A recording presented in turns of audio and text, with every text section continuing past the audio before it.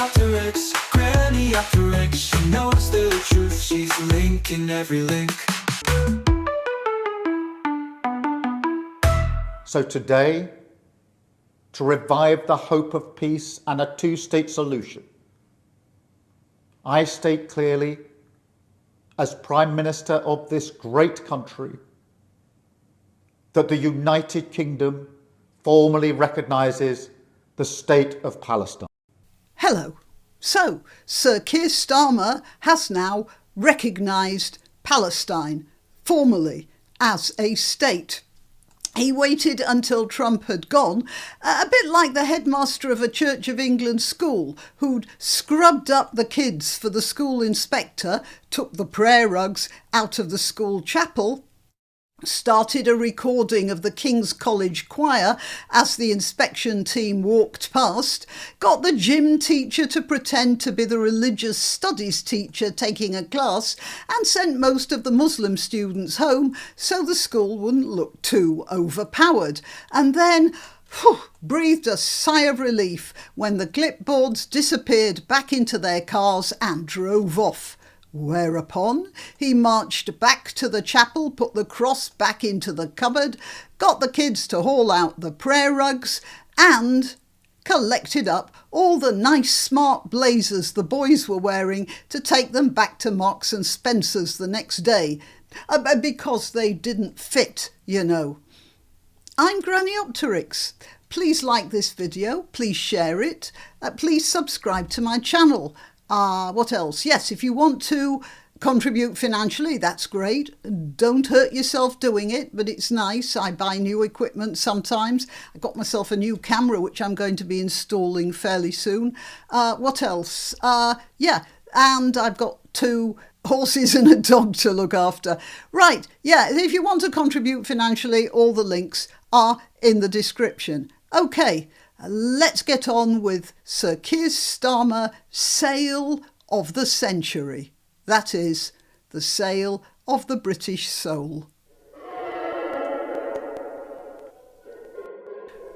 So, for a few days while Trump was here, the whole of the UK had been turned into a sort of Potemkin state.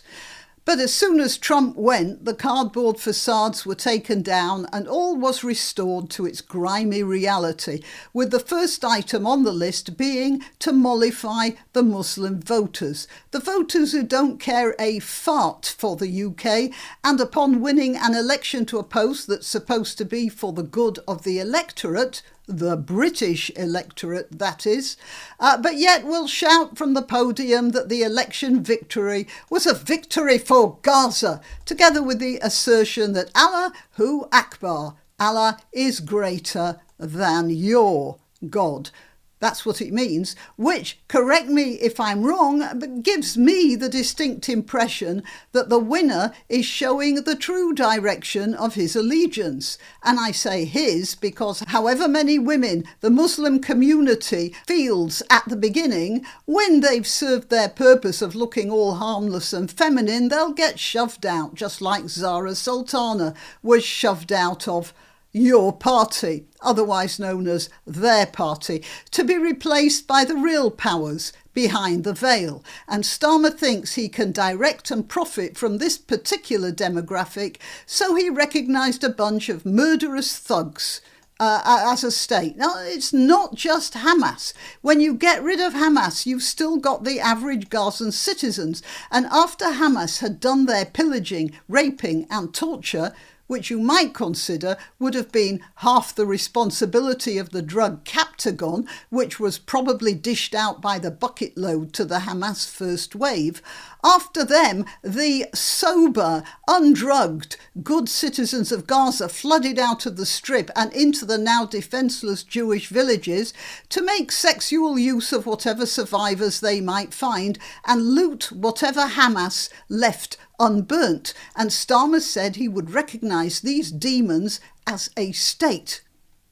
The left used to say, when Thatcher was breaking up the nationalised industries, that she was selling the family silver.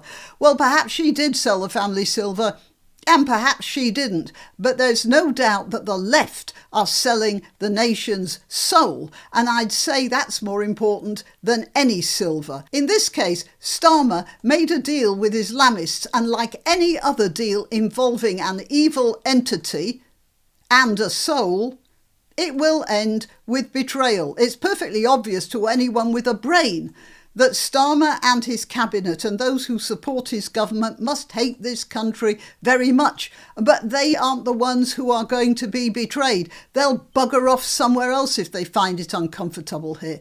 Meanwhile, they're rewarding crime and imprisoning free speech that gets in their way. And recently, a judge wished the mastermind of the 7/7 bombing all the best and good luck, as his term of imprisonment was coming up and he was due for release. He was part of a team responsible for 50 deaths and the injury of nearly 800, some of whom have sustained horrible, life-changing disabilities.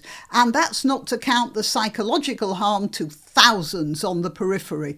And I'm quoting this in the same talk about the recognition of Palestine as a state, and not a suppurating boil on that giant arse which is the United Nations. I'm talking about this because they are both examples of how we now have a government and a legal establishment that has completely lost all sense of even superficial morality, and they are the ones who stand for us in the community of nations. It breaks my heart. You can help my channel by subscribing and clicking the notification bell. That's quite important. And by sharing if you're so inclined. Links to my other channels and to donation methods are in the description. But the best way you can help is simply by clicking like and notify. Thank you.